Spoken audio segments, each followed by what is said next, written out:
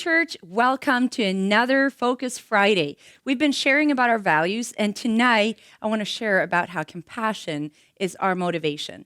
When we look at the life of Jesus and how he lived when he was here on earth, we can see that he was motivated by compassion in pretty much everything he did.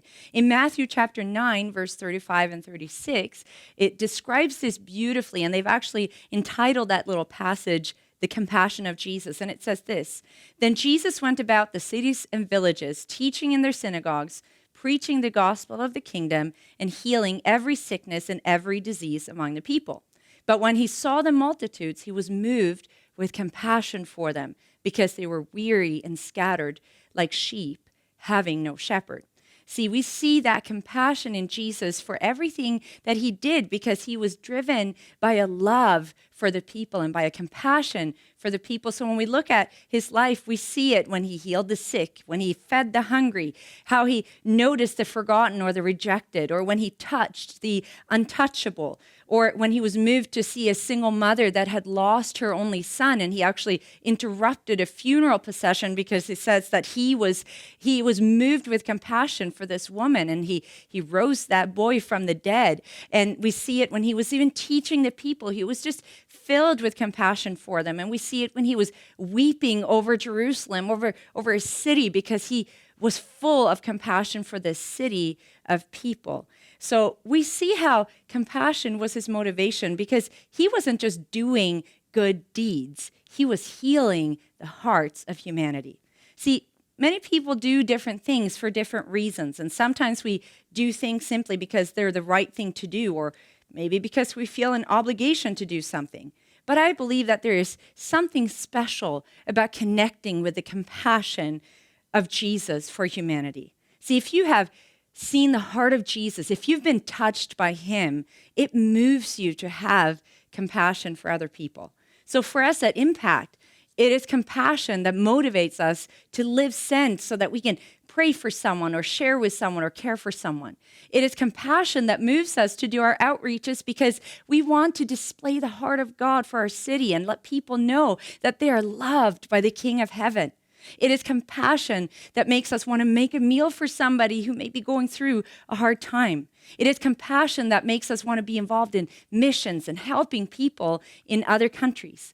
It's compassion that creates genuine relationships where we can weep with those who weep and rejoice with those who rejoice. It's compassion that dares speak the truth in love to someone who's about to stray off the path of truth. And it is compassion that helps us understand the heart of God for a broken humanity.